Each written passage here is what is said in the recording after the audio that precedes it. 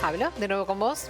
Vamos a hacer referencia a 3 enfermedades que hoy golpean al mundo y que durante la pandemia estuvieron condicionadas en lo que fue el contexto asistencial, con todo el enfoque sobre lo que era el COVID y las consecuencias que trajo. Se dejaron de lado estas. Se dejaron parcialmente de lado. Hubo países que articularon condiciones para que la situación no se agravara, otros que focalizaron todo el centro de atención sanitaria en el COVID y algunos que ya venían con enormes dificultades. A ver, pensemos en África, ¿no? Que tenía ya dificultades con la malaria, con la tuberculosis, que tuvo muy bajos niveles de vacunación, ¿no? Que la vacunación llegó muy tarde por el COVID. El COVID pasó a ser una parte más del problema que ya tenían, ¿no? Y allí fue necesario el contexto internacional, y lo sigue siendo, porque los avances de las ciencias son efectivos y pueden medir su efectividad cuando tienen impacto en una mayoría, ¿no? Digamos, ¿qué sentido tendría la vacuna contra el COVID si solamente unos poquitos se hubieran vacunado? No. Bueno, ninguna.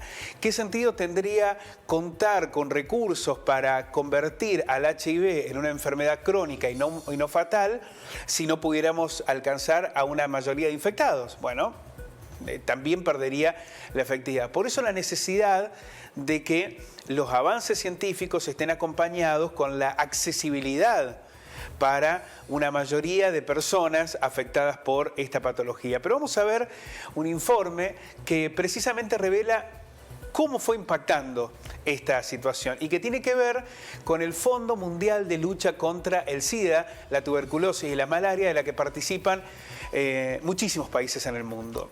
Ha logrado este fondo salvar 50 millones de vidas en las 2 últimas décadas, y la tasa de mortalidad se redujo a la mitad en estas 3 enfermedades, según los datos revelados por el propio Fondo Mundial.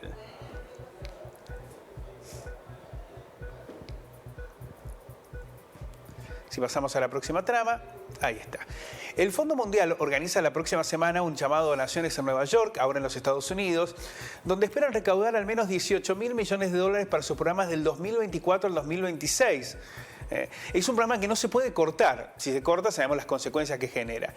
El organismo, que agrupa gobiernos, agencias multilaterales, grupos de la sociedad civil y del sector privado, considera que esta financiación contribuiría a reducir casi 2/3 las muertes debido a estas enfermedades y salvaría a otras 20 millones de vidas.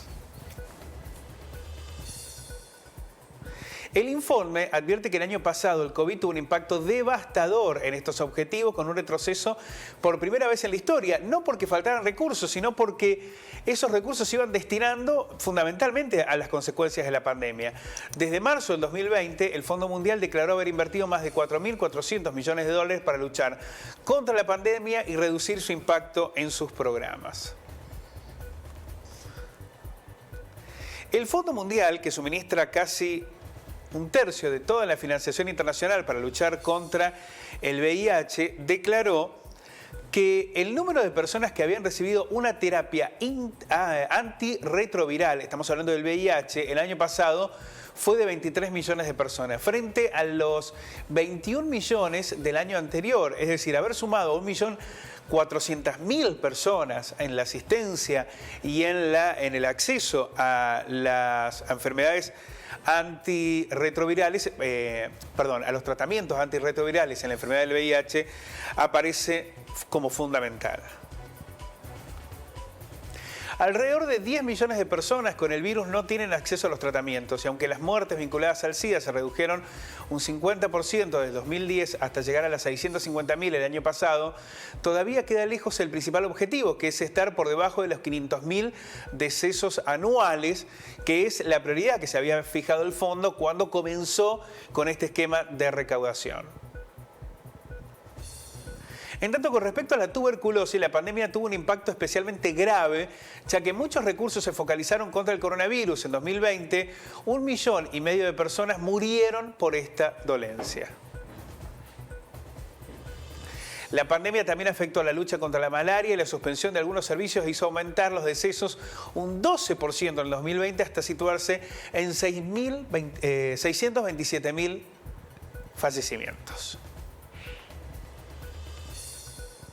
Un informe que revela, por un lado, la importancia de sostener el financiamiento y el acercamiento de los tratamientos que hoy ya están vigentes en estas enfermedades. Y por el otro lado, las enormes consecuencias que implican la parálisis de estos procesos, ya sea por un conflicto bélico, una guerra, por ejemplo, o en este caso como lo que padeció el mundo a través de una pandemia.